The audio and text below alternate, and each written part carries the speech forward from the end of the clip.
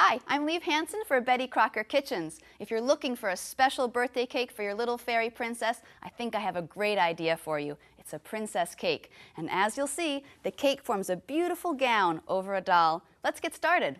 We're going to need 3 8-inch round cakes and 1 cake that we've baked in an oven-proof glass bowl like this.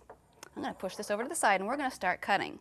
I've already trimmed the dome off of 1 cake and inverted it onto our cake platter. I'm going to cut the dome off of this one using a serrated knife. And you can just set this aside if you want to snack on it, you can. Now, I'm going to cut this one in half also. Rotate the cake as you go instead of cutting straight through. One tip is to chill your cakes in the freezer for about 45 minutes before you cut them. This will reduce the crumbs. What I'm going to do now is I'm going to cut a small circle in the center of each cake. This way we can insert the doll in later. You can either use a small serrated knife, but you can also use little decorative pastry cutters. Cut it right in the middle.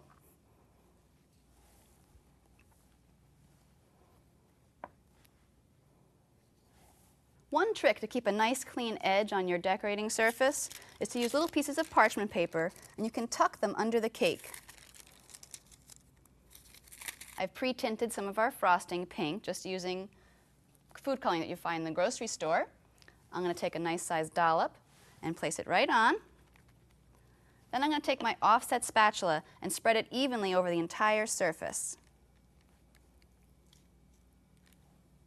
Then we take another cake and invert it right on top. Try to keep them as centered as possible.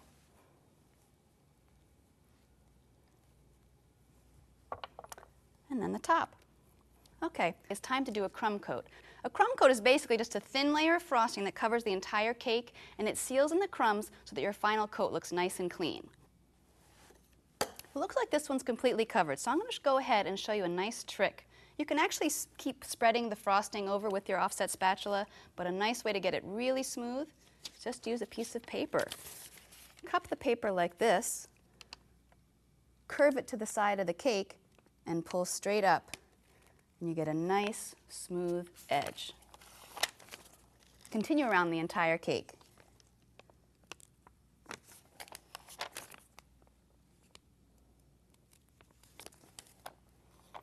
Okay, the sides look really smooth. I'm just going to take the inside and spread it smooth also. It doesn't matter how that's going to look because it's going to get filled in later. Now that I've finished my crumb coat, I'm going to remove the pieces of parchment paper.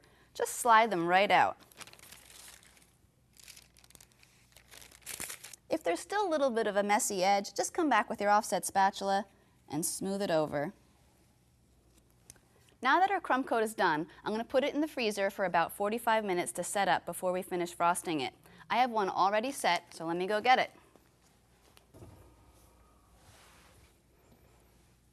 It's time to do our final coat. And for this one, we've placed it on a really nice serving platter with a little ribbon to match. Place a nice sized dollop on top and start spreading it on. You can actually turn a pedestal like this to make it easier to frost the cake.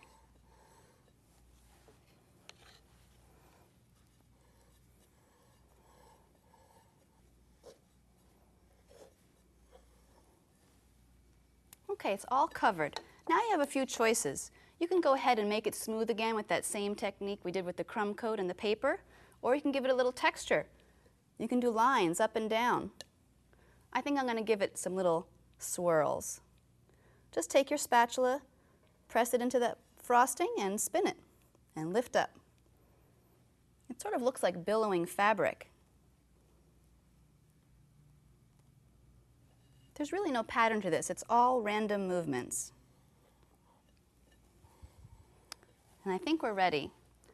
Now that we're done frosting the cake, it's time to insert the doll. We've taken a fashion doll and we've just basically wrapped it with some plastic wrap. This will protect the clothing so it doesn't get any frosting on it. I have one ready and we're just going to stick her right in there. Then we're just going to cover with a little bit more frosting to fill in that hole.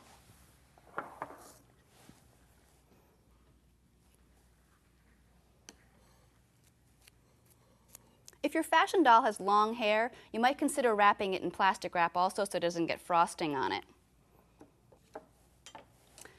The next step is we're going to pipe a decorative pattern on the bodice using the pink frosting.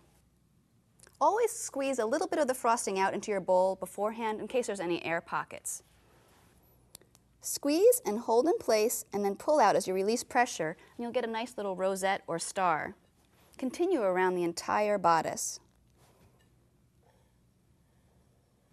I'm going to put some straps over her shoulders.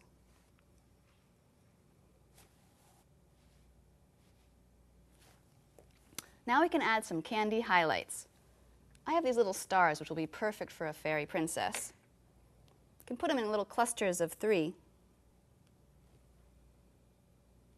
I'm going to put one more star that's a little bit larger right on her bodice. Maybe I'll put 2 more little stars right next to it.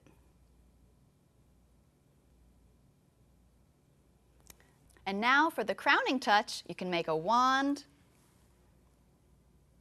and a hat for your fairy princess.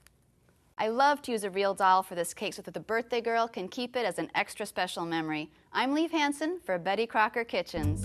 For more recipe videos, visit lifemadedelicious.ca.